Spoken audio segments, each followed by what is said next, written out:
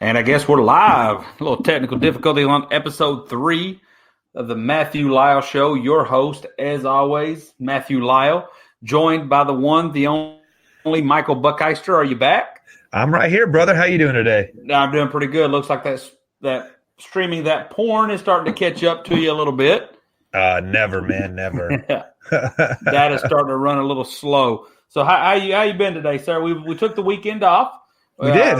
I think we're looking, at least because we're getting to the point where where all the seasons are really ramping up. We got baseball. World Series starts tonight. Actually, I think it just started probably about 20 minutes ago. Yeah, I'm actually watching it right now. So we'll dive into that a little bit. We got I don't know what that is. Sounds like somebody's eavesdropping in. I hear static and somebody breathing. Think you're hearing things, brother. Probably. I feel like Mike. I feel like you have people like just chained up in your basement, just chained up there, and they're begging to be set free. Yeah. Quiet over there. So we have World Series starts tonight, and from somebody who is just a World Series fan, like I'm not a baseball fan. I don't have a team. I've tried to pick a team. I just can't get into it. From somebody who just says, you know what, when the World Series, I do the same thing with the Stanley Cup. When the World Series is here, I'm just going to sit down and I'm going to watch it and I'm going to enjoy not being emotionally involved. Really, the only time I think I was ever, quote unquote, close to emotionally involved was when I cared enough to see the Cubs want to end their 100-year drought. Yeah. So that was really exciting to watch that. But I'll be honest with you. I think I'm just trying to think back of a couple, and this is just off the top of my head. I don't have a list here. I think you had that one that was very interesting, Cubs winning it. And then I think I watched the next year when the Astros won it, and they beat the Cleveland Indians. I remember watching that strictly because I thought Cleveland Indians could be the next team to break the losing streak, and they didn't. And then last year, I think, with the Red Sox, and that made it somewhat interesting because people hate the Red Sox. I'll be honest with you. I don't know if I really care about this one. We got Nationals, if I'm not mistaken, and Astros. Yep. So if I was just rooting from not watching, like if I was to pull up the ESPN app and I watch it, I'm not going to root for either particular one. If I was just going to pull my phone up, I would probably say, okay, Astros 2 out of 3. I like a dynasty. I like a heavy hitter. I like the new guy at the party who's just smashing everything. Right. There's a part of me that. Then there's also this intriguing part. It's almost this underdog-like where, if I'm not mistaken, I believe his name was Bryce Harper, left dollars, and then the Nationals make the World Series. Yeah. I find that something a bit ironic. But apparently the Nationals barely make the playoffs, which that's my kind of my whole beef with the Major League Baseball. My beef with baseball itself is that the sport's atrocious. The sport is just boring. It's just, when done properly, it's just two dudes playing pitch, and I don't have time for that. Major League Baseball, my problem with that itself is 160 plus games, and you got 1 game playoffs, and you got 18 playoffs, and I just think when we play that long, the playoffs should reflect that properly. Now, in their defense, I mean, they have a team that barely snuck in. They have a team that are the Washington Nationals who barely snuck in, and I think they swept their way to the World Series, or at least in that last round. So I'm sure they're quite thrilled with that part of the product. But overall, it's just very boring. I believe I'll be watching from my phone, as in not live at all. I'll be watching the little stream, looking at scores, and my luck, here's probably what's going to end up happening, is game 1 or 2 will be amazing. We'll go down in history as the greatest thing that's ever existed.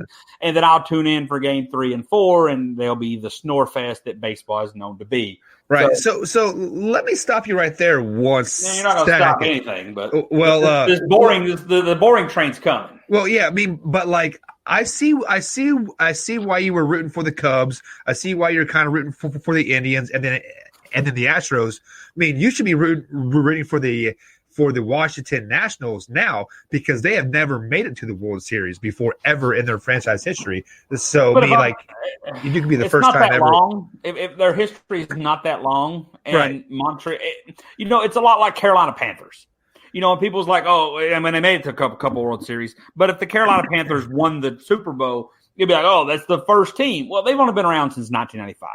So that pales in comparison to if Detroit Lions won it, if the Cleveland Browns won it, or if a team. You get what I'm saying, Mike? Yeah, I get what you're saying. So it's kind of like that, and it's just not enough to make me care. Right. Moving on to some sports that I do care about a little bit, or quite a bit. We'll go NFL. We'll try to stick it in order of the seasons that we're progressing. So we'll go NFL. Mike, you got to be heartbroken. I mean, Mahomes, kneecap. I believe our last show was Wednesday, so I don't think we talked. We didn't. Since the Thursday kneecap incident.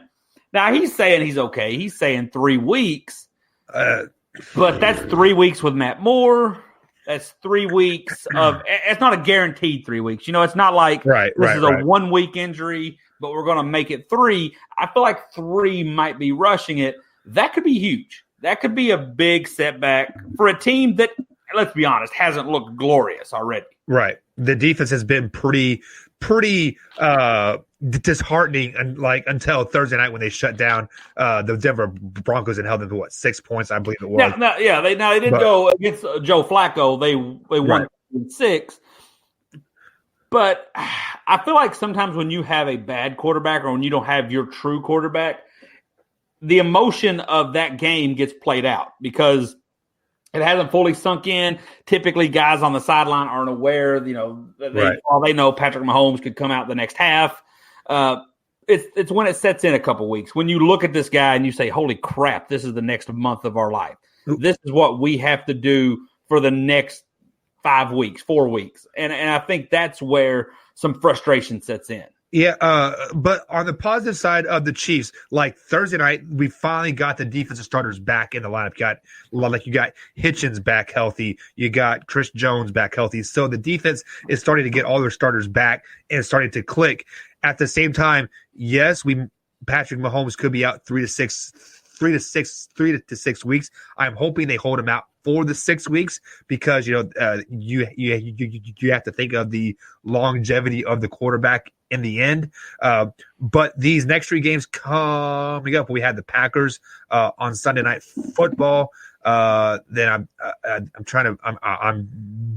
drawing blanks of who was next. I think it's the Vikings after that, and then I want to say it's the Tennessee Titans. So 2 very winnable games between the Vikings and the Texans, versus the Titans. Now the Packers I think Patrick Mahomes could be 100% healthy, and the way the Packers are looking, the Packers are they're one thing that helped you out, one thing that really assisted you there is that you beat the Broncos, you beat a division rival. Then the Raiders lost to the Packers, and those Titans you were just talking about beat the Chargers. So that really helped you in your favor. Right. Looking around the rest of that, I mean, so I feel like the AFC, and this is what scares me as a Patriots fan, I feel like the AFC is the trains are chugging for the Patriots to make the Super Bowl. Yeah. I mean, they pretty much demolished the Jets, and you can say whatever you want. Oh, they haven't played anybody and all this, which I have 2 thoughts on that. First off, this isn't college football. They don't get to pick their schedule. Right. And if you want to have some kind of absurd mindset that the NFL colludes for the Patriots to win, when I'm pretty sure Roger Goodell hates Robert Kraft, Bill Belichick, and Tom Brady up there with the best of them. 100%. So I don't know where you would come from that this – because I've heard people say, well, after 9/11, the Patriots, blah, blah, blah, and all that, which I don't know how true that is. Yes, they were a Patriots team, but I think how much more success we're just kind of going down a rabbit hole with this, Mike. Yeah. But if you want to go back to that conspiracy theory of 9/11, yes, they not the actual date, but the NFL wanting the Patriots to win because of that. Yeah. I get that they have the name Patriot on it and they wanted everybody to be Patriots, but don't you think it would have rang even louder if the Giants had won that, or if the Jets, or if New York, look how good of a story it was after Katrina, the Saints won. Exactly. And that's not a national place. That's not something that needed to come together. That was a city that had gone through hell, and they won it, and it brought everything together. I think it would have rang much louder if we're putting our tinfoil hats on, if we're speaking conspiracy theories, it would have rang much louder if if the Giants would have won it, or the Jets, or even the Cowboys, or a team that America, America's got, team, not even a team that you got to love. But 2000, 2001, there wasn't Twitter, there wasn't Facebook. Everybody just kind of assumed everybody loved everybody as far as football goes, and I think the Cowboys would have been America's team that's on TV. To have a Patriots team that really had been irrelevant with a sixth round quarterback, I don't find that as any kind of ploy. But I digress. If you're really thinking about that, I mean, like the Giants, if it is plotted for a certain team to win like every year, I mean, after 9/11, I mean, it had to have been the Giants. I mean, like that would have been the team to win because they're in New York, they're in Manhattan. The Giants made it to the Super Bowl, I think, just a year or two before. So it's not like, and I don't know exactly how good that roster was or wasn't. So I don't know how hard it would have been, even if we're thinking the nuttiest conspiracy here. But just in general, so the Patriots, I don't believe the NFL made them have an easy schedule. Right. And I love how the narrative always changes as if you have the Patriots here. So, for example, I've heard a lot of people say the Patriots are going to struggle with the Steelers. Did people know the Steelers were going to fall apart? No. But now they're like, oh, well, the Steelers haven't played anybody, or the Patriots haven't played anybody, and now we're getting to the meat of their schedule, and destiny has just taken over. I'm not saying that they're a team of destiny, but just life has happened. The Browns aren't near as good as we thought they'd be. There's a good chance that when they play the Chiefs, Patrick Mahomes could be out, or at least not 100%. Right. The Ravens, Lamar Jackson, I kind of like what he's done as a runner, but I feel like Bill Belichick's going to have something for that. So people are still finding ways to say, well, they still aren't going to play anybody. My only concern, if you look at the Patriots Super Bowls, now I'm not going to go individual seasons. I'm just going Patriots Super Bowls.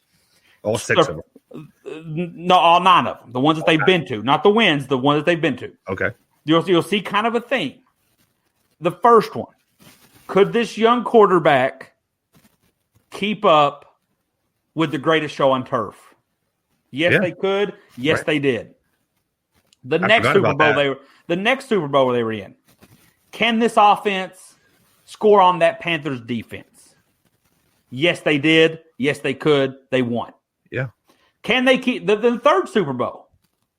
Can they score with the Philadelphia Eagles? See, that team had McNabb. You had T.O. coming back from a leg injury. You had Brian Westbrook. That was a good team. Can Patriots score with that? They could. They did. They won. 2007, guaranteed win. Undefeated Patriots. Give it to them now. Don't even play the game. They lost. 2012, Tom Brady's not going to lose to the Giants twice. They did. They did. The next one, Legion of Boom. No way Tom Brady's going to score on Earl Thomas, Richard Sherman, Cam Chancellor, that team. No way. They did. They won. The next year, I don't think Tom Brady, or the next Super Bowl, I don't think Tom Brady could keep up with the Falcons, Julio Jones, Matt Ryan. They did. Well, surely Tom Brady can't lose to a backup. He can't lose to Nick Foles and the Eagles. They can't keep up with the Patriots. Patriots lost. Right. And then I feel like last year, even though the game was kind of just the most lopsided game that the Patriots have had in the Super Bowl, and that was only a 7-point win, even last year it was, can Tom Brady outscore Sean McVay and his great offense? It didn't have to. What was it, 10-3, 13-3? Right. So what I'm saying is I'm very nervous as a Patriots fan that when we're just giving it the Super – now, because there's always the jokes that Tom Brady will be in every Super Bowl till he's 50, but the facts remain that it's NFL. He's one bad hit away from being done. His team's one bad game away from losing, especially in the AFC So I'm very nervous about that. I'm very nervous about everybody just crowning them already, because Tom Brady is a machine, a beast that feeds off of doubt. And right now, I mean, he didn't play very good last night, and there's still not a lot of doubt. You know, right. And I'm not saying he needs doubt to play good, and they're playing, that defense is playing as good as I've seen it play in years. But it just makes me a little nervous as a Patriots fan that we're pretty much trying to deprive Tom Brady and this offense and this team that lives off doubt. We're depriving them of doubt. Yeah. Oh, well, I mean, if you want any doubt in your mind whatsoever, I believe it's these next 5 or 6 weeks in a row. Like this is the meat of their schedule. Like I think they play the Ravens, the Browns, the Chiefs. Well, and I think that's what it takes. But the problem is you don't want the doubt to ever come from that bad of a place. Like, for example, last year, the Patriots lost 5 games. All 5 of their losses I'll get to that, Chuck. All 5 of their losses come from teams that really wanted to beat them but wasn't good enough to really be in their league. The Titans, the Jacksonville Jaguars. I'm hearing some static there. I don't know what's going on. I don't know if that's my end or what, but I don't hear anything.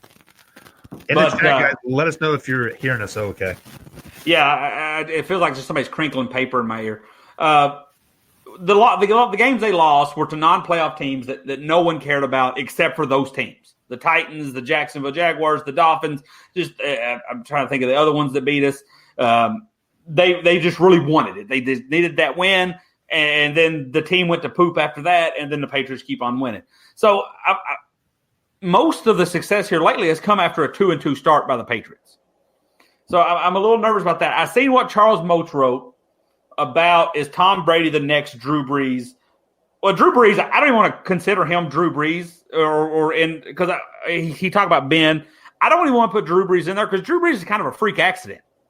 I mean, it's not – I wouldn't consider Drew Brees' injury to have anything to do with age-related or has played – because it wasn't that he was just really struggling and he got hurt while struggling. He just made a routine pass and hit his thumb on somebody's helmet. Yeah. And you could be 25 or you can be 45. You hit your hand on a helmet hard enough, it's going to break, Mike. So, I mean, I don't really consider that unless you're going to make some kind of joke that he's so old that his bones are brittle. But, I mean, it's not like it's a knee. It's not like it's an ankle. It's not even like it's that shoulder that's played. It's just a hand. Now, Ben, the difference between Ben, and I'll even lump Aaron Rodgers into this, even though the guy's paying out of this world right now, the thing that separates Tom Brady from those two is what makes, in my opinion, what makes Tom Brady so great, is it's his awareness. He's very aware of himself. Tom Brady says, you know what? I know I'm 42 years old. I know I don't have the strongest arm. I know I don't have the best line. When's the last time you've seen Tom Brady just stand in the pocket with something to prove? Big Ben, that man loves to stand in a pocket. Aaron Rodgers loves to throw it 70 yards downfield. Tom Brady doesn't. Tom Brady says, you know what? My line's not the best. I'm not the best body. I can't throw the ball more than 20 yards down the field consistently without like putting a lot of strain on my arm. Give me guys that can catch it at 5 yards, and we'll go from there. Yeah, and I think there's some stat out there where he's getting rid of the ball like at under 2 seconds, like 80% of the time, or something ridiculous to that effect. I mean, like last against the Jets, he was averaging 5 yards a pass. That's what he wants. And it wins because that defense, Tom Brady, and I hate to say this, is a huge Tom Brady fan, but Tom Brady, and I don't mean this is a disrespect, and I feel like it's been used that way. I feel like we're getting attacked, Mike. I feel like this fuzzing in my ear is crazy. It's getting louder. But Tom Brady is, you must not hear it. I do, so I don't know. And actually, is there a button that you hit when you talk? No. Because like when you talk, it goes away. But like when you're back, try to mute it real quick. There you go. See, it's gone. Anyway, I don't know. I'll muscle through it. That's what the great ones do. But Tom Brady is become the best case game manager.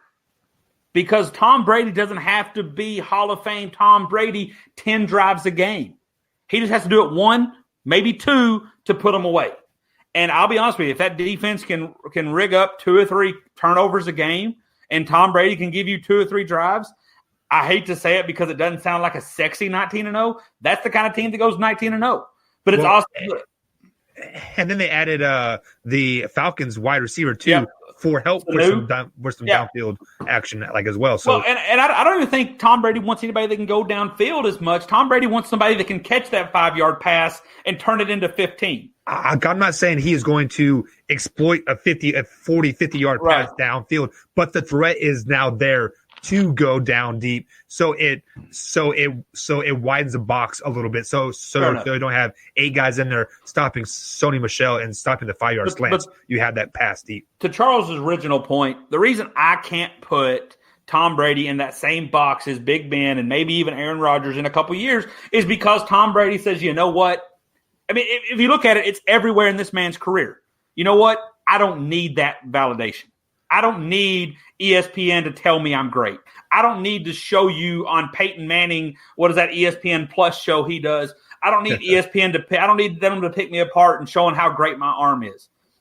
That's why, and if it wasn't for the Antonio Brown debacle, that's why I thought that would work out. Because both Tom Brady and Julian Edelman would have let Antonio Brown feel like he was the best thing in that locker room because they know inside their hearts he's not. But they don't need to say it out loud. It comes when it comes time to him taking pay cuts. That's why you don't hear a lot of stuff come out between them in the locker room.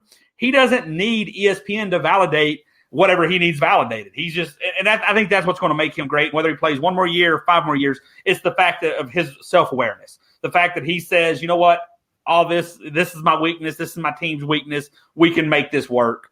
He has no problem handing the ball off to Rex Burkhead, of all people, for 45 times. He just doesn't have any problem. So yeah, and I really feel like that is what some of the best players do is they know their strengths and they know their weaknesses. He knows his strength is a 5-yard slant, a 7-yard out. He knows he cannot throw the ball 20 yards downfield. That's probably the thing that a lot of the greats miss, Mike. I mean, and I'm not taking anything away from the greats. I'm not saying Tom Brady's the greatest of everything because there's tiers to this. Right. But Kobe Bryant once said, I'll go 0 for 30 before I go 0 for 12, which basically means no matter how bad I'm shooting, I'll keep shooting. Right. That's not really what Tom Brady does. Tom Brady says, you know what? Not my day, bad weather, arms hurting. Here, take the ball. Now, I know basketball and football is 2 different sports. I don't want to hear the difference, but it's just that mindset, Mike. You know what I'm saying? Yeah, Kobe's like, I get exactly where you're coming from. I will say, you know, if Jordan still does it. Muhammad Ali did it up until his old age. They're still the greatest. Go sit down somewhere. Now, because people like to pick on Tom Brady because he says it in the locker room. He says, I'm the greatest mother effer and all this. A lot of times I think that's just show and he hypes up his team because they can see it. I still think he may think he's the greatest, but he also knows what he sucks at, and I think that's what a lot of people miss. Yeah. Let's bounce over to the AFC, the NFC. The AFC. That's kind of why you got to respect him so much because he is like a duck. He is like a duck on the pond. Like he is calm, cool, and collective, like in the game. But you see him on this, on the sideline. He is going through that tablet like crazy. You know, he's upset. So I mean, that's why it's hard to hate him. Right. And, you know, me and Billy used to talk about this a lot, and I don't want to get too off subject, but, you know, people make fun of LeBron James, and maybe they make fun of this player or that player for wanting to do this other things. You know, the mindset that even Tom Brady, even though I do think he's one of the most self-aware all-stars, superstars, he still has that, like you said, that desire to always be great. Yeah. Tom Brady, Michael Jordan, Kobe Bryant, Tiger Woods. You know, these are the models of excellence in their own sports.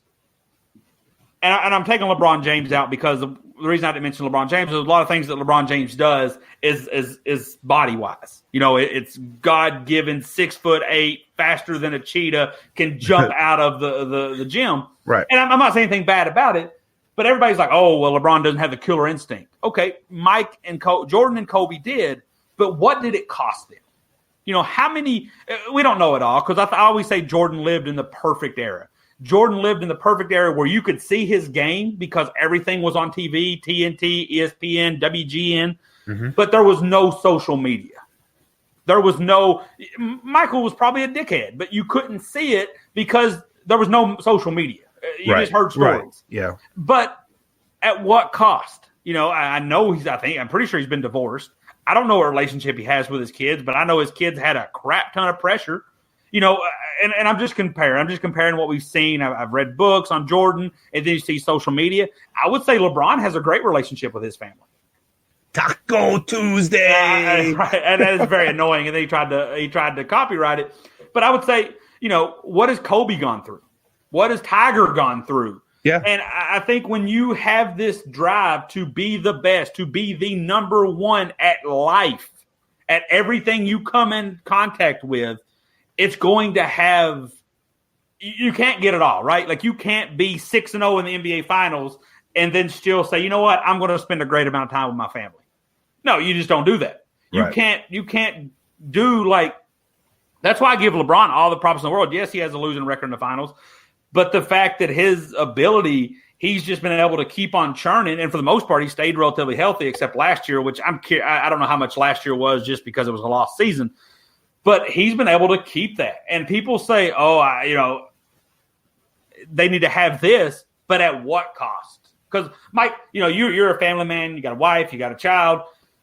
If you could be the Bill Belichick at any level, high school, college, NFL, how much of that family, and you've talked about your parents coming to visit, how much of that would you sacrifice to get just to that next level of coaching, even if it's at high school level, just to be that guy that spends 100 hours in front of a TV set just so you don't lose to Jeffersonville High next week? Right. And a lot of people aren't. And I think it's for the best. I mean, I'm not. I'm a guy that I work to live. I don't live to work. I got on a tangent like that, but I feel like that's a lot of people. That's a lot of the intangible people don't understand when they're like, well, Jordan didn't do Jordan. And I love Jordan. Jordan's my favorite player. But when they say Jordan never lost, Kobe never did this, well, it also came at a huge cost. Right. And not every athlete's willing to pay it, and I don't blame them. I feel like once you're at that pinnacle, at the professional level, like you have to have a woman in your court, in your backcourt, that has your back more than anybody else in the world whatsoever. Like my wife, for example, she knows that once she goes to bed at 9 o'clock at night, 9:30 at night, I'm going to watch film till 10, 11:30 at night because I want to put my kids in the best position possible to win a sectional championship, to win a regional championship. And I think nowadays with the social media that we have, like these other wives see what the other players are doing, and they want their husbands, their fiancés, to get that $100 million contract. They know what they have to sacrifice. So I think the world that we live in now with Facebook and Twitter and Instagram, and we see all that stuff, like more people understand. So I'm not because I kind of feel like we are taking away what LeBron James does in the offseason for example. I'm sure it is hard work keeping that 6'8", 260-pound frame body. I'm sure it is, ripped Mike, and but in shape. what I'm saying is there's always more.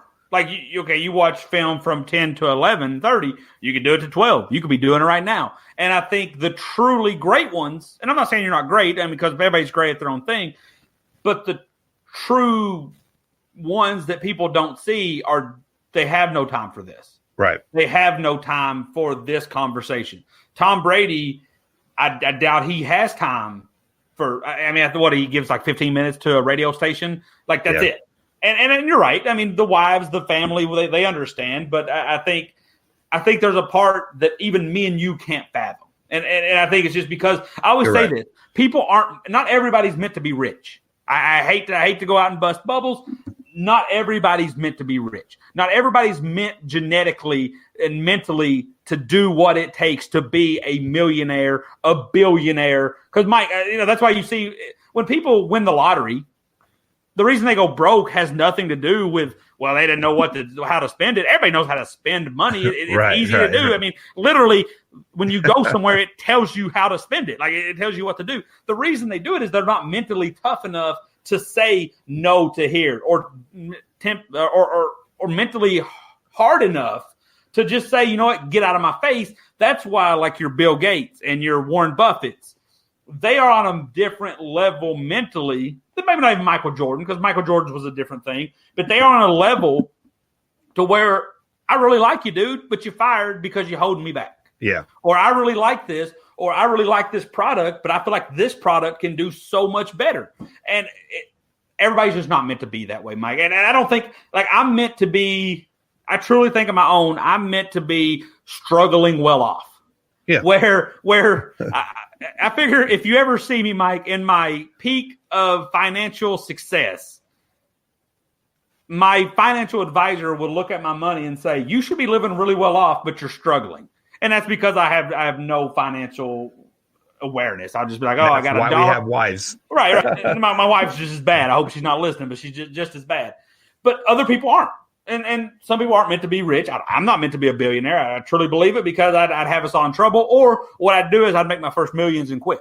You know what I'm saying? Right. Because I watch Shark Tank all the time. And on Shark Tank, Yep. yeah, the Shark Tank, when the guy's like, I'll give you $1 million for 80%, and then you just sit back and make money off the next 20, and they're like, I can't do it. Nick sent a emoji, but I don't know what it is. So he's laughing at you. Oh, but I'm sitting there at Shark Tank like, fucking sell, like, get rid of it, sit back and make money. But I didn't go through the hustle and grind of making this product. Well, So since I didn't go through that product, I have no problem selling it off to the highest bidder. Right. All right, let's get back to sports here. So Tangent AFC over. right now it's Patriots. I'd like to see what Lamar Jackson can do, but until he develops more of an arm, I don't really consider them contenders quite yet.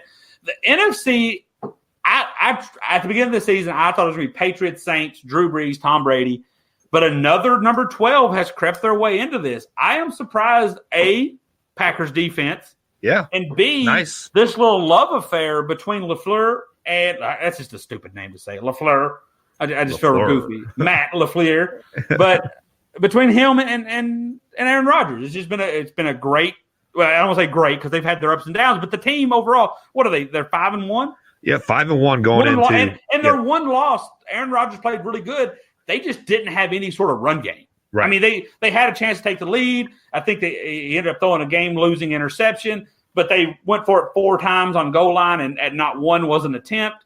So they're just that one little hiccup away from an undefeated season. Mike, if you were a bet, where are you putting your money? If we're assuming the Patriots are in, Patriots, Saints, Patriots, Packers, which do you think will you see? B, which would you rather see? I'm going to go start off with what I would like to see. I would like to see 12 versus 12 again. I think we want to. Yeah. I mean, you say it again, but I don't think we've ever seen it. Unless you consider Matt Ryan. Well, no. No, Matt Ryan was – what number is Matt Ryan? He's not 12 because that's the new. Anyway, but yeah. Yeah. But like I would like to see Aaron versus Brady just because Aaron Rodgers has been, quoted like the greatest player of like all time as well. So like why not have the two greats go head to head in a possible last game of Tom Brady's career? But then on the other hand, you have Drew Brees there too. Drew Brees is highly underrated. Like I think he has more passing yards than Tom Brady by like 2,000 or 3,000, if I'm not mistaken. Yeah, I mean his stats are better. Yeah. But he's played in a more pass. If I think we talked about this with his awareness, Tom Brady, I think Aaron Rodgers and Drew Brees are better passers.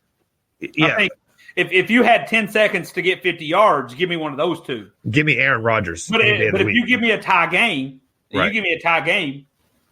and got 5 minutes, or you give me a 1-point lead with 5 minutes, give me Tom Brady. Because that man's going to go on the right drive with no coach. No coach. I'm saying no coach calling the play. Right. Quarterback has to say, this is what I do best. Watch me do my thing. Give me Tom Brady in that situation. If you are telling me to pick a team that can beat the New England Patriots in the Super Bowl, I got to go with the Green Bay Packers because of what they have on the defensive side of the ball. Now, if you want a high-scoring affair, you got to get the Saints in there because, like, I'm not 100% sold on the Saints defense yet. Yes, they've been playing well the last couple weeks since Drew Brees has been hurt. What's this, week 3 or week 4 since like he's been hurt? They've been playing much improved, but I'm curious to see how they play when Drew Brees comes back after their bye week in 2 weeks. I don't think Drew Brees will be rushing back the way Teddy B has been playing.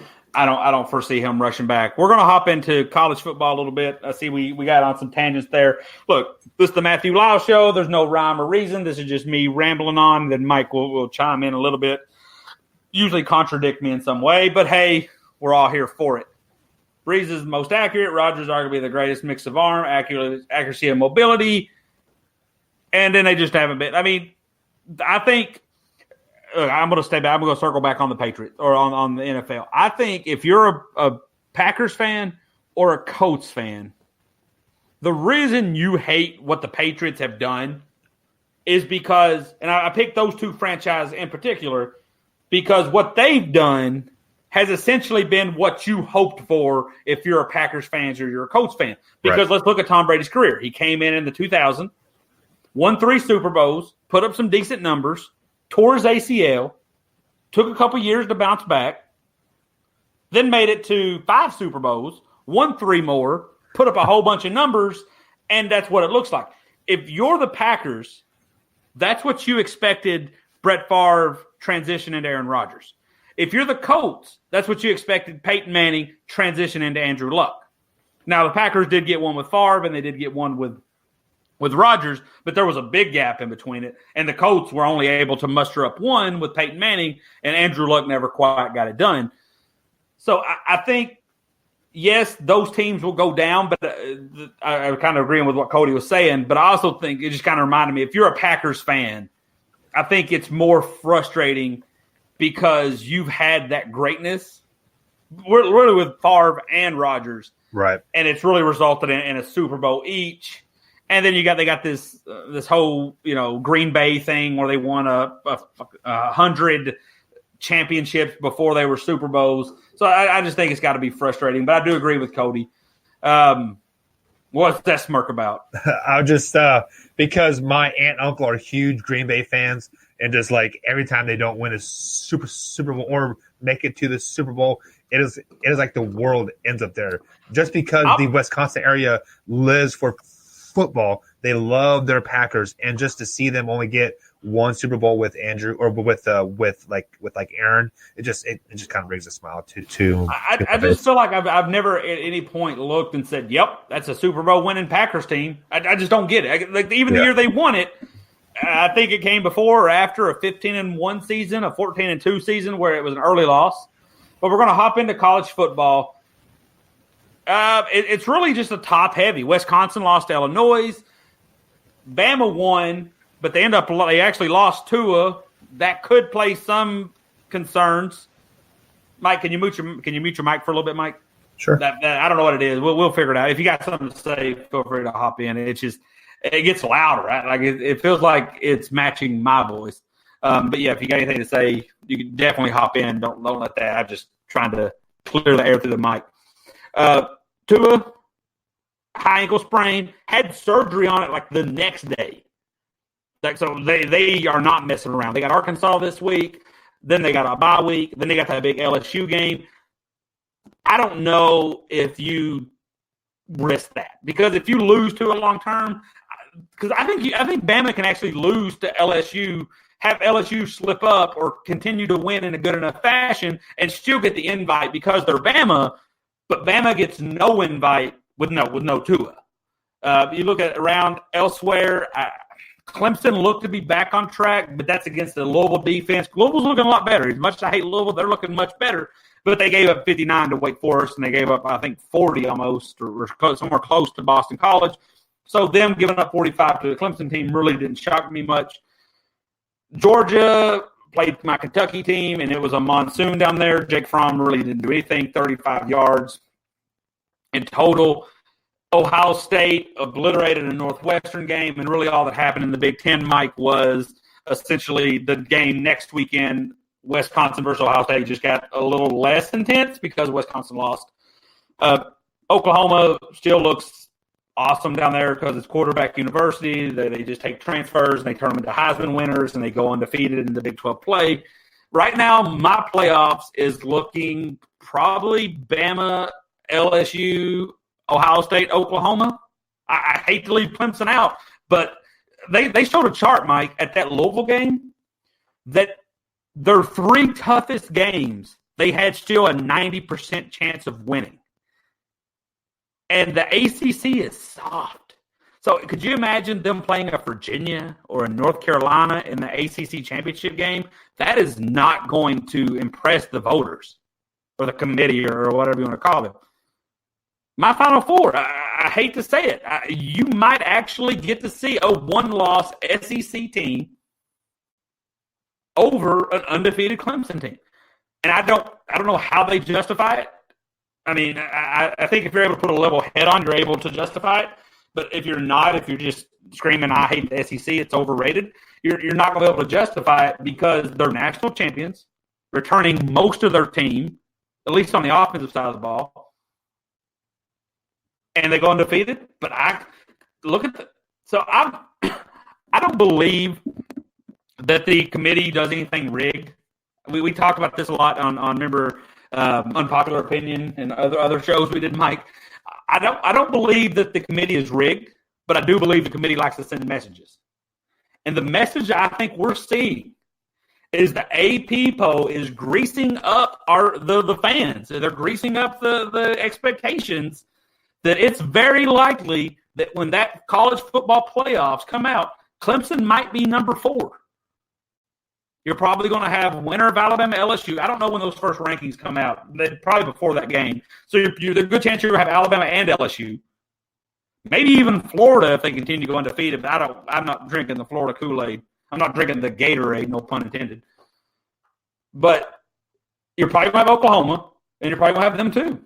And then I think you probably have Ohio State above Oklahoma. You might actually have Clemson at 5. What's your thoughts on that, Mike? You're still muted. I'm trying to process my thoughts here of Clemson not being in the Final Four because, like, I really feel like you have to reward last year a little bit, meaning like how they always let Alabama in some way, somehow, and they always seem to pull, like, you know, they always justify why they should have, you know, by like if Alabama sneaks in there, they win the championship. Like it kind of seems like, and I really feel like Clemson is a team that plays down to their opponents. So the reason why they're looking so bad right now is because they're playing down to the competition. Because the ACC is horrible. The ACC might be the worst conference in college football. No, I might even pick. I mean, like I would even pick like a big or like a Division II division over them almost. I don't know about all that, but I get what you're saying, and I do think there is some validity to what you're saying, Mike. But the problem is, and this is what they preach. Now, whether or not they've done it, because you're absolutely right. You hit the nail on the head with Alabama. They kind of get this pity. They get, well, you showed us we're wrong. You're automatically invited. But the committee says every week in the college football playoffs. But so Cody says Clemson will show up in January. What if they don't get a chance to show up in January? You know what I'm saying? You can only show your moves at the dance if you got invited to the dance. If they mess around, and to Mike's point, plays down to competition because that's the only direction they can play. Pretty much for the rest of their season, it's playing down because there's nobody to play up to. It's just playing down and hoping you don't take L's. And the moment you take an L, Mike, they might drop out of the top 10 because that whole schedule is atrocious from this point on. I mean, look, they beat Florida State 45 to something, dropped a spot. Turn around and beat Louisville 45-3, maybe 10. I don't know. They might have got a late touchdown. Dropped a spot. I mean, they're sending a message, and that message might be hard to take, but that message tells me. Now, the only way this message plays out is if either Florida runs the tables and it's a great SEC championship game, or LSU loses a close one to Alabama. Because I think even if Alabama loses, even with no Tua, they don't have a whole lot of wins on that schedule. But LSU has a couple of top wins. If LSU loses close to Bama, Bama dominates all the way through the season. Bama dominates the SEC championship. Ohio State dominates the Big Ten, including a Wisconsin win, including a Michigan win, including a Big Ten championship. You got Oklahoma beating a very highly ranked Baylor, probably beating Texas or Baylor for the Big 12 championship. And then you got Clemson just ho-humming around. I think, honestly, if you like chaos, I think you're going to get chaos. If you don't like chaos, if you're like, you know what, I get this like this sometimes, Mike. I just I don't want to hear people's bullshit. I don't want to hear it. So I'm just going to root for this team to win because I know that if this happens, there's just going to be this erroneous excuses. You know, as a Patriots fan, sometimes I'm like, I just kind of wish the Patriots would not make the Super Bowl because if we lose in the Super Bowl, you're going to hear nothing but bullcrap. And if you win the Super Bowl, you hear all this cheating stuff, even though the Patriots really haven't been accused of anything since like 3 Super Bowls ago. So, what did I say? Honestly, no, I agree, Cody, and that's why I'm saying Clemson really doesn't. But if you're somebody who doesn't want this chaos, if you don't want this forest of college football playoffs set on fire, you just need Clemson to lose. You need Clemson to stumble against North Carolina State or Boston College or whoever the heck's left on that schedule. Because I'm telling you, Mike, I can see it clear as day. Bama wins on a field goal. Bama falls through, whacks everybody. LSU whacks everybody. Oklahoma, Ohio State just continue doing what they're doing because they're putting up absurd numbers. Because you can say, okay, Ohio State and Oklahoma hasn't played anybody, but they're making those nobodies look like nobodies. They're actually making those somewhat somebodies look like nobodies. That's what you kind of expect. Bama, okay, everybody wants to laugh. Bama's giving up 24 points to Ole Miss. They're putting up 60 out here. Like, this is anti-Bama. And this is what the college football playoffs want to see. They want to see Tua and Jalen Hurts go at it. They want to see a college basketball game break out. I'm just thinking if Clemson doesn't get it together and if no hiccups happen, don't be surprised to see an undefeated sitting at the house. Well, so I can kind of see – but yeah, like I can kind of see what you're saying here. So let's say all the undefeated teams play Amish and they go undefeated. You have an undefeated Penn State team, you have an undefeated Oklahoma team, Clemson, Ohio State, and then the winner of Alabama, LSU. Let's just say I think Alabama Penn State and Ohio State would play each other. I don't think you would get both undefeated. Okay. So let's say Ohio State beat Penn State and Alabama beats LSU. Okay. Who do you think is in the Final Four of those? I believe it would be 6 undefeated teams. We have Alabama, Ohio State, Clemson, and Oklahoma. Well, actually, there's just 4. Would all those 4? That's what I'm saying. To the playoffs? If LSU's only loss comes from Bama, I think LSU's in. Think so. LSU has that Texas win. LSU has that Auburn win. Clemson. Over Clemson, yeah. Because that's the thing. Like, Clemson's best win came against Texas A&M. And what you're going to have is you're going to have an LSU team and a Bama team that both waxed Texas A&M. So when Clemson comes to you and says, look what I offers you up to the college football gods, look what I've given you, they're going to look at it and say, Bama gave us better. They're going to look at you and say, LSU gave us better. And they're going to look at you and say, Ohio State and Oklahoma wasn't even tried. I don't know. I mean, this season has all the makings of the season a couple years ago when LSU beat Alabama in the regular season. LSU played Georgia in the championship game. Georgia beat LSU. LSU got left out of the college football playoff, and it was Alabama, Georgia. I see all the makings of this happening again. Like, let's say LSU beats Alabama, and then Florida beats LSU in the championship. LSU gets left out again. Alabama's in. Now, if that happens, I don't see Florida getting in over a Clemson. I just don't think Florida has that kind of speed and momentum because with Florida's the SEC championship. Yeah, well, I mean, so Florida beat Alabama. Is that what you said? Yeah. No. Florida beats LSU in the SEC championship. So LSU beat because Bama. LSU beat Bama in the regular season. Any SEC championships getting in. That's actually, in my opinion, the worst scenario because that probably means 3 SEC teams in. No, that'd be a great scenario. I think that's what it's going to take to get to 8 teams. I think you're going to have to get to 8 teams. You're going to have to get 3 teams. You're going to have to piss off everybody to the nth degree enough that the college football players say, or the college football playoff committee says, you know what, fine, here's your 8 teams. But what is the only way that an SEC championship does not, or a SEC champion does not get into the college football playoff? Is it a 2-loss Florida team wins SEC? A 3-loss Florida team? Well, I don't think Florida has that many opportunities for. Maybe they do. Maybe, but the problem is that's actually your last scenario because just Bama has such a chokehold on that I could see that, but I think you're still getting an SEC team in. I think whoever, if your scenario happened, Mike, if LSU beat Bama and then Florida had 3 losses and beat LSU, which that's probably the most likely scenario, I think Bama gets in. I think they're going to look at LSU, say you lost into the SEC championship.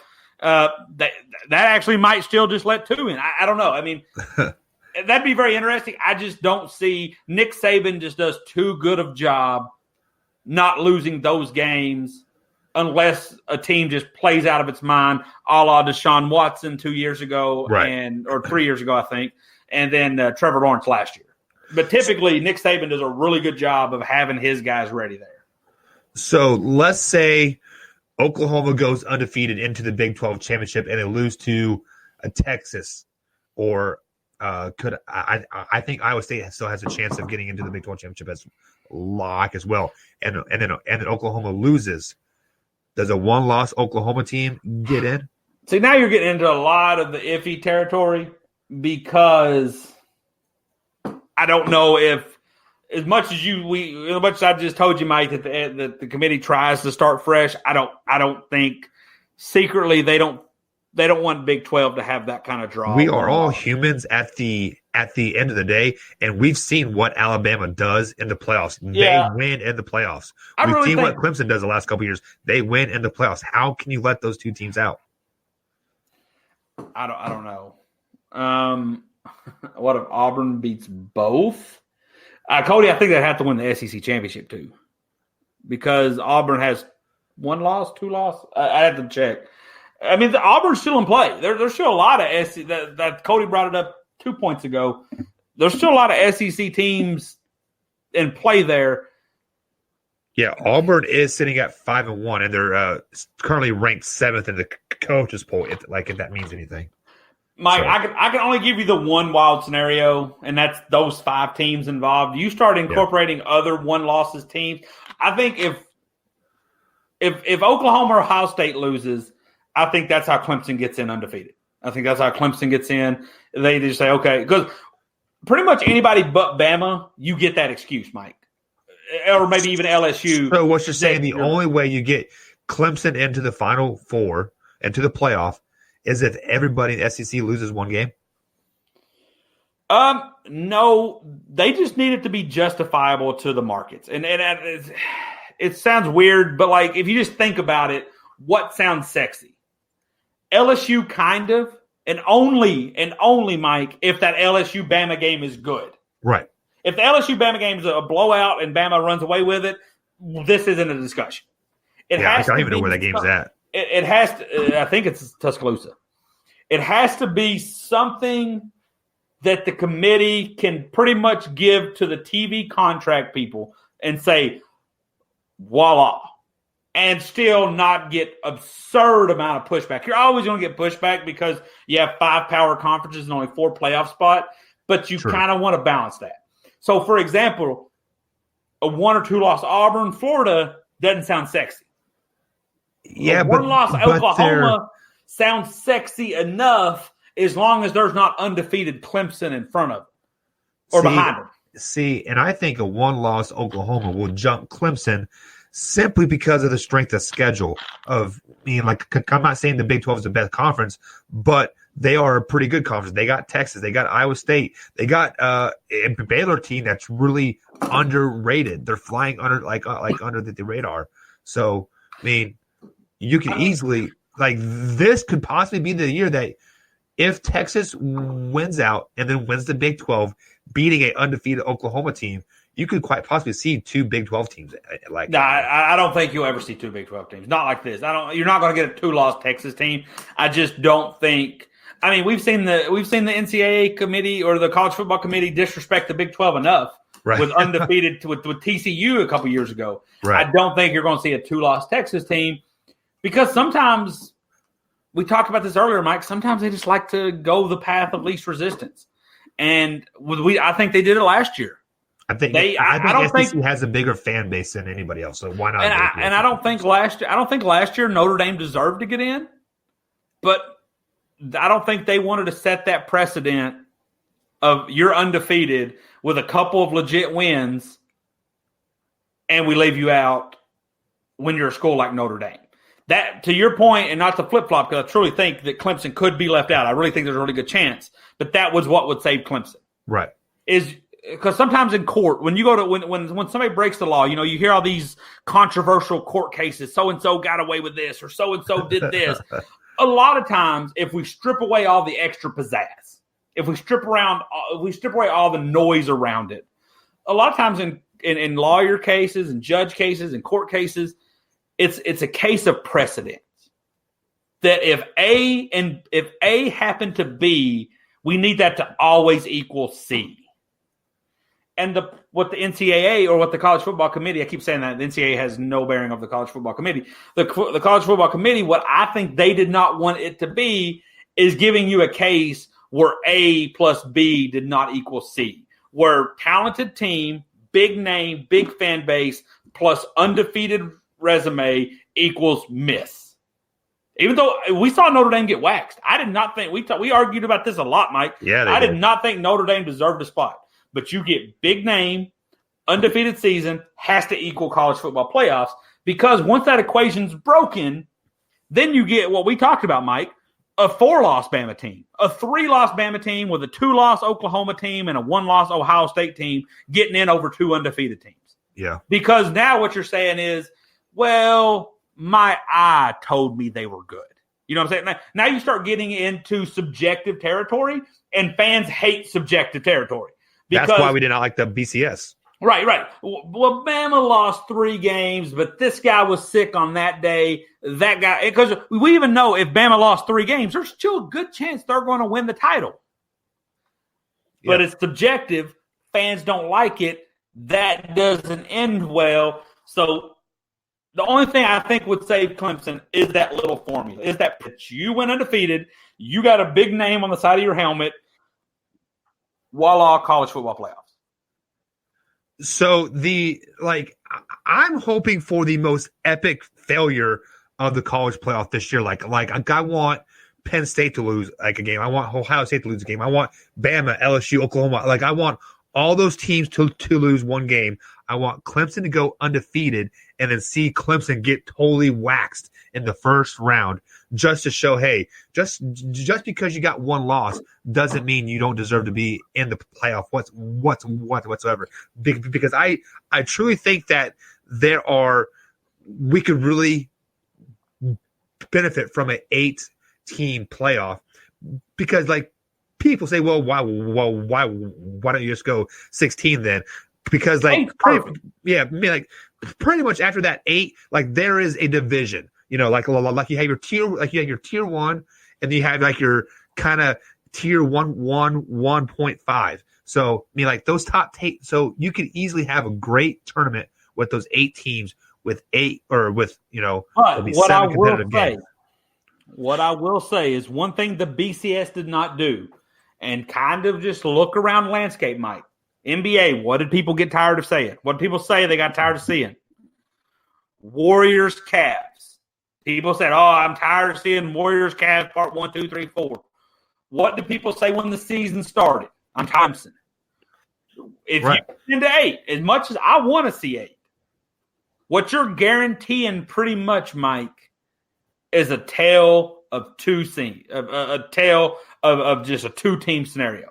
Because if the BCS system was in play, I don't know if we would have got Bama Clemson more than once, maybe twice.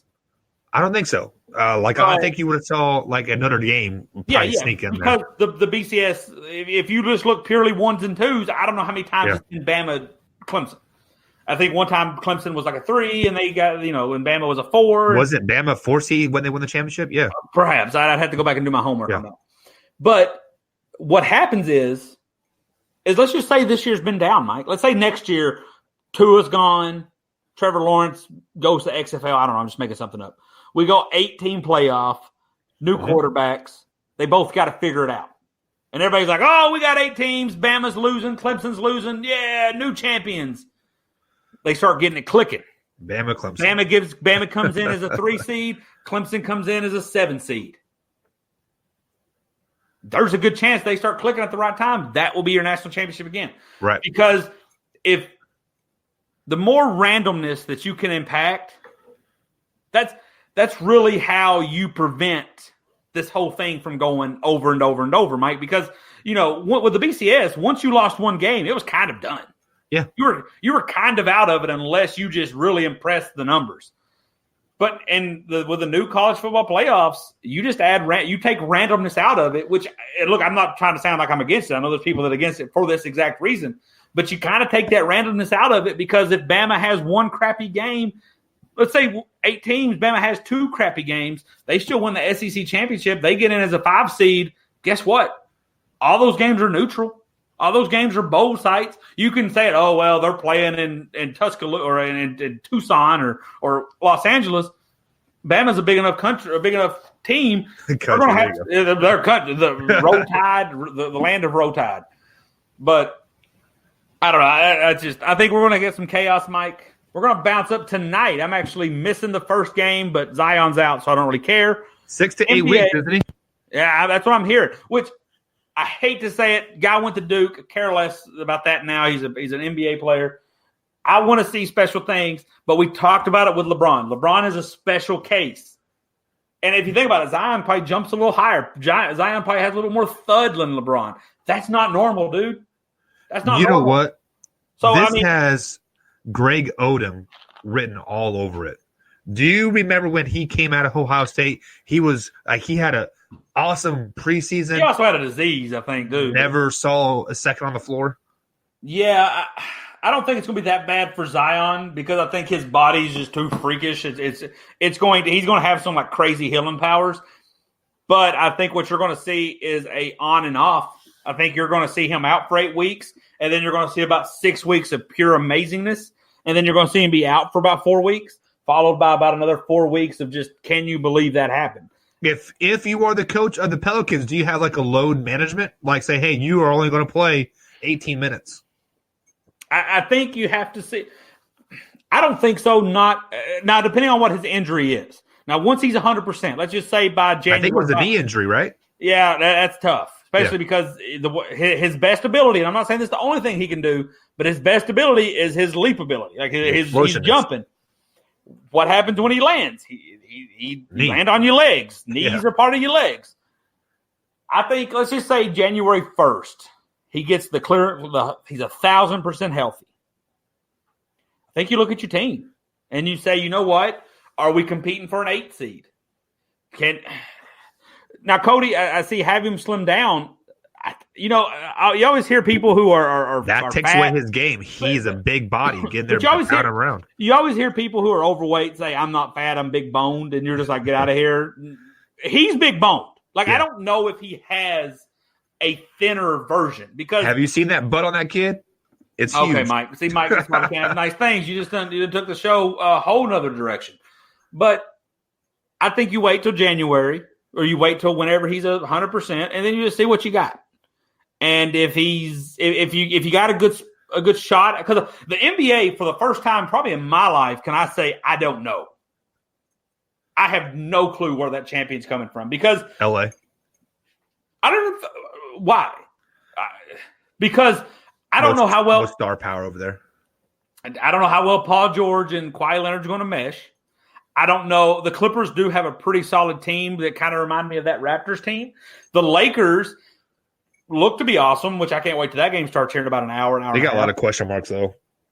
And they have a lot of question marks outside of the 2 23s, whether it be LeBron or old Anthony Davis. Because any of those guys get hurt, now it's just LeBron / Anthony Davis with me and you. Right. Both those guys get hurt. They're the worst team in the league. So I don't know if that's going to be enough to make a long playoff run. The Warriors just basically said Clay's pretty much done for the year. I think what we're going to see is an amazing Steph Curry. I think we're going to see Steph Curry do crazy stuff. Because as much as I thought that the team was better off when had Durant, obviously, you got Durant, you're going to be good. Right. I think Steph and Clay, when he comes back, are better without Durant because more ball time. Well, that and it allows them to do more because Steph does his best work when he doesn't think about the shot. Steph and Clay do their best work when they don't dribble. Kevin Durant kind of slowed it down. You'd throw the ball to Steph, and Steph was very cognizant of wanting that to work. Steph would say, okay, where's KD? Where's Clay? Where's Boogie? I want to get him involved. I think it's just going to be catch and shoot all day, and then he'll get a little breather on the bench while D'Angelo Russell does what D'Angelo Russell does, and potentially, I think you're going to see this year is going to be how dynasties rebuild. Okay. Because if you look at it, and now maybe I am a Warriors fan, and maybe this is just me justifying a lot of things. This is me being hopeful. What I could see, Clay, hey man, you still got it because Clay, even though they're getting older, Steph maybe, but Clay, he's still got a lot of gas left in the tank. The way he played, he's still got some years. So go get 100%. Go get 1,000%, dude. Go do that. Steph, this is your world. But we're not going to play you 40 minutes a game. So Steph's going to do whatever he wants to do. And then basically I could very easily see D'Angelo Russell basically putting together trade stock. He's basically out there to say, this can be yours. For the small price of your second best player, whoever you are, this could be yours. Whether you are sound like a true Golden State fan because you do want Tyler Hero to come over there bad, don't you? Sadly, Miami's on record to say he's untouchable, and I think but is he untouchable if D'Angelo is averaging 25 points a game and 16 assists or something? He would have to play absurd, and Tyler Hero would have to struggle, and I don't want to see that for Tyler. But I think, if you struggle early and they get traded to a team like Golden State Warriors, it's easy to come out of that struggle. I would love to see it. I think you're better off trying to get another one of my young Kentucky favorite players because, maybe they're afraid they're going to lose them in free agency. I don't have to look at those contracts and stuff. I think most of the Kentucky guys are pretty much locked in. For a while. But there's something that can be dealt, and I fully would expect D'Angelo Russell – and shoot, maybe they look around and say, Steph, you play a bunch. We're going to play a bunch of these young guys, and then we're going to try to get a top 10 pick. And then we'll trade that and D'Angelo Russell later on for somebody that you truly don't expect. That's a January decision, I think, though. Yeah. You play that. If Steph comes out and looks like he did 3 years ago, because here's the thing. People forget Draymond looked pretty darn good in the NBA Finals when it was just him and Steph. Right. So maybe you get Steph and Draymond looking like triple-double machines. I think there's a small chance. But there is a chance where Steph and Draymond look amazing. D'Angelo Russell looks decent. You ship D'Lo off right before the trade deadline. Bring in some role players. Maybe bring in another star. I don't know what you could get. Sneak into the playoffs. Maybe as a 4 seed, and then start slowly sneaking Clay back in. And hope by the NBA Finals, if you get there, or the Western Conference Finals, because they're not – I don't think they're one of the 2 or 3 best teams in the West. But I think if you get the Warriors into the playoffs, and let's just say they're a 4 seed, right? And the 5th seed's the Houston Rockets. I don't trust the Rockets. I don't trust Westbrook and Harden. So let's say they beat those guys. Okay. So then in the second round, let's say you get Denver. Say Denver gets the 1st seed again. Say Clippers are trying to stay healthy. The Lakers are trying to stay healthy. So your top 4 seeds are Denver at 1, Warriors at 4, Lakers, Clippers at 2 and 3. I would still take Steph and Draymond because they know how to get it done. You have the experience over Denver. Because all those guys, because you saw it last year, Denver just had too many guys, and none of them knew how to win in the playoffs. Right. Or maybe there's a Portland in there because Portland kind of showed you they didn't know how to win in the playoffs. So there's a lot of teams in the West who don't really know how to win in the playoffs. So now you get Steph in the Western Conference Finals. Clay comes back. Shots starting to fall a little bit. Lakers, Clippers aren't as deep as we thought. I mean, obviously I think that's I think this year is a super success if we make it the Western Conference Finals. Well, this is the year that anybody in the West can come out of that. Anybody in any conference. If you make it to the playoffs, you have a legitimate opportunity to win the championship. And that's just not like a 2% chance, whatever. I think they all have equal 10, 20% chances to make it to the NBA Finals. A team you really got to look out for, though, is another Kentucky player, Fox, and the Kings. You have to look out for the Kings. They're much improved. They are, but I'll put them in there with Dallas. I think what they're going to do, the Kings, the Mavericks, maybe another team that I can't think of right off the top of my head. I would not be surprised if at the All-Star break they are very highly ranked, but they're not used to it yet. You know what I'm saying? So they might come into the All-Star break ranked as the number 3 team or the 3 seed. And then the fatigue starts to set in and you start getting tired because you don't know how to do that. But I mean, there's a reason, and I'm going to incorporate all sports. People don't understand the toll that mentally and physically takes given 1,000%. People want to live in this fake world that we're in where, my athlete gives 100% of the time. No, they don't. Because look what happens. Look at every major sport over the last 10 to 12 years, except college football, where you can stock up on talent. Because Nick Saban and Dabo Swinney can just stock up on talent, and as long as you keep your quarterback safe, you're fine. But look at everything else. Tom Brady and the Patriots gave every effort to every single pass in 2007, go 16-0, run out of gas, catch a bad break, losing the Super Bowl. NBA, Warriors, give everything they have, 73-9, played every game like it was the NBA Finals, loses in the NBA Finals.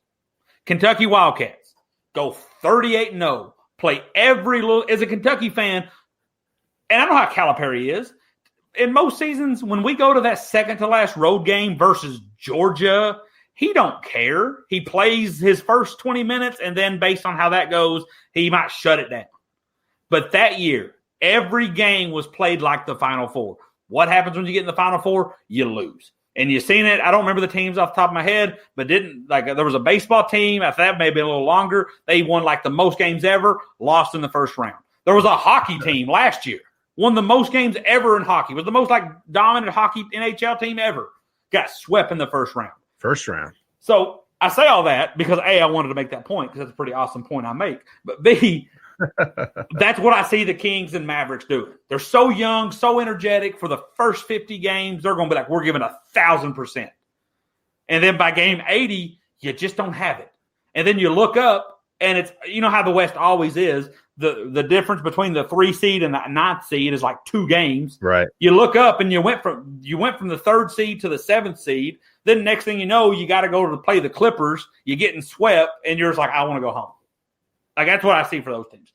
All right, Mike, let's wrap it up. Hop up. We just thought we hinted on it. Kentucky basketball. NCAA basketball is coming. Champions Classic is amazing. It is. This year, a great weekend. We have 3. I think it's a Wednesday or Tuesday, but yeah, we'll call it a weekend, Mike. Champions Classic, the basketball game. We have number 3 Kansas versus number 4 Duke. And then after that, if you thought that game was interesting, you get number 1 Michigan State versus number 2 Kentucky. That's going to be awesome.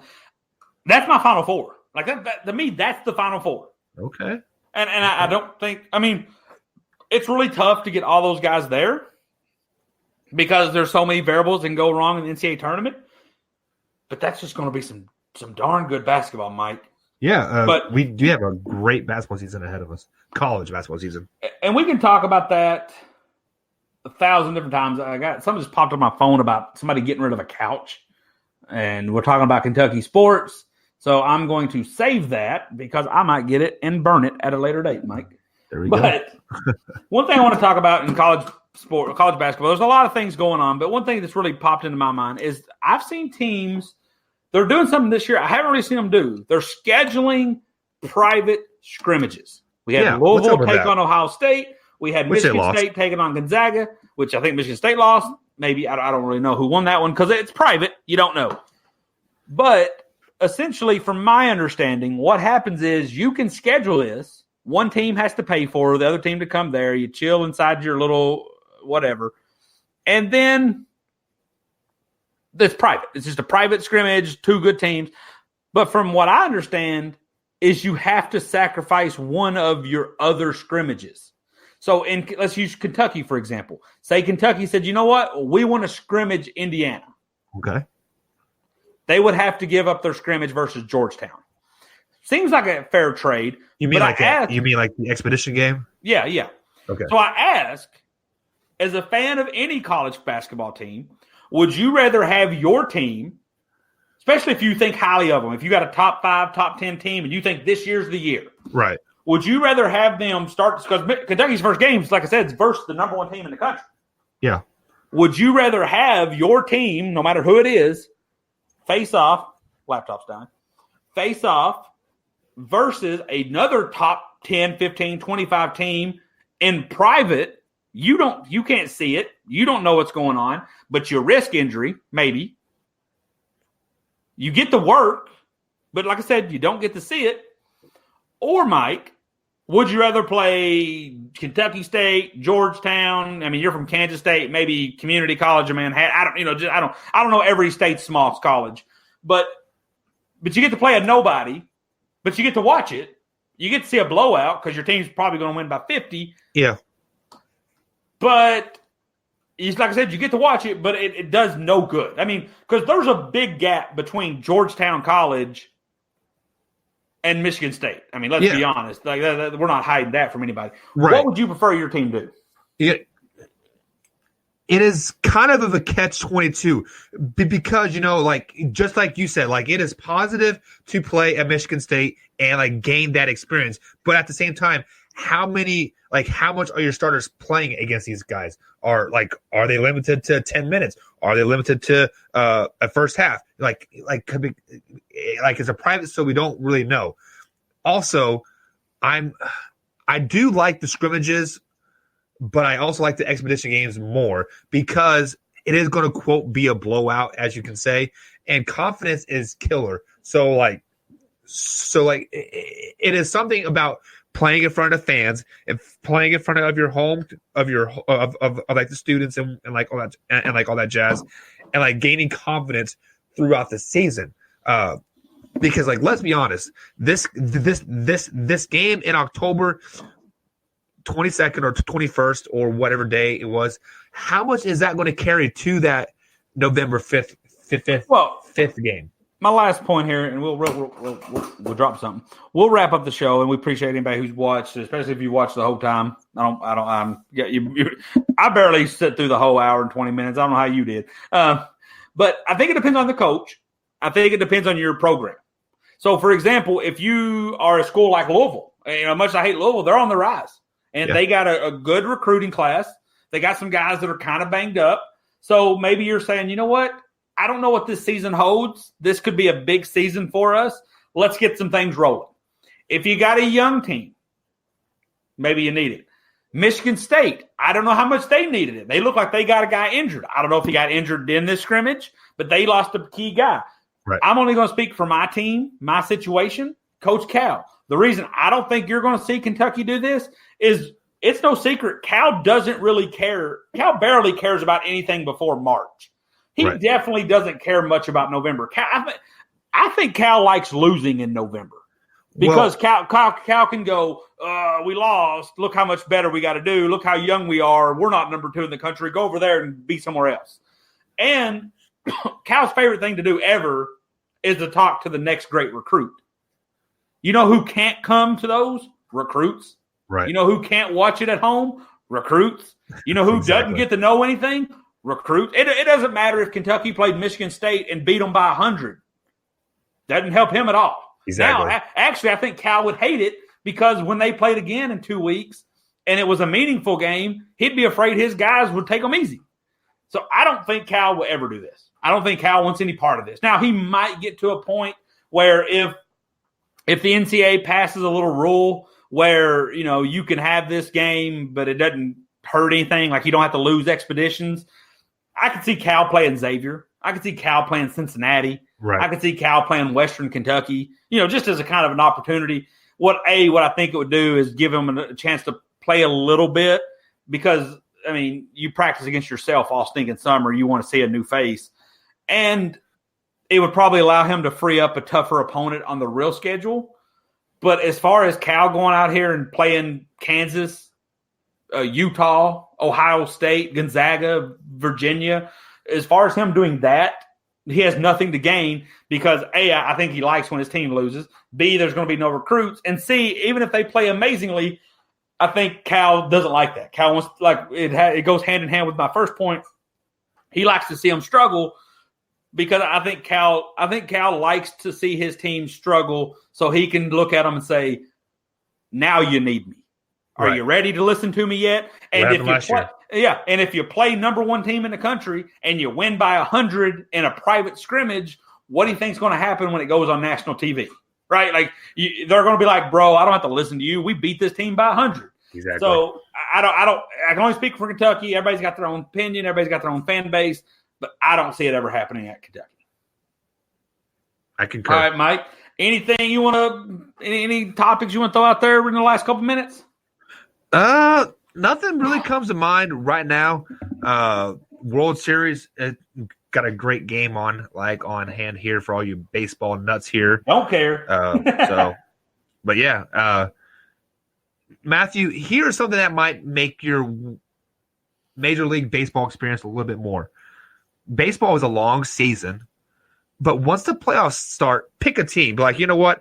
I'm going to root for the Nationals. You know what? I'm going to root for the Kansas City Royals. Just root for a team. It just makes it like baseball and drama go hand in hand, and like the playoffs. And it's just a lot of fun. Baseball and boring. All right, that's it. I think we're going to try to come back tomorrow, Mike, and that's when we'll do our predictions, NFL predictions, college football predictions. I think that's when we do our best is when we're just predicting shit. Like we're trying to recap, and it's so tough to recap everything in one day because we try not to bog down. We both like to watch sports. Sunday, I do think Sunday is like the lunar eclipse of sports. If I'm not mistaken, you get college football. Right. No, maybe not college football. Maybe there's one of these days. I think you get the pro sports. So I think you get NFL, obviously. I think you get some NBA. I think you got some World Series. If you're a Kentucky fan, there's an expedition. Expedition is a trip. Exhibition is we'll get this out here someday. Preseason game. Yeah, you get a preseason game. So I think you get all three of your major sports on Sunday. You get college football on Saturday. Mike, it's going to be an amazing weekend for sports. We'll probably jabber about it tomorrow. So if you have nothing to add, that's it for the Matthew Lyle Show. We are out. Thanks for tuning in. Have a good night, guys. All right.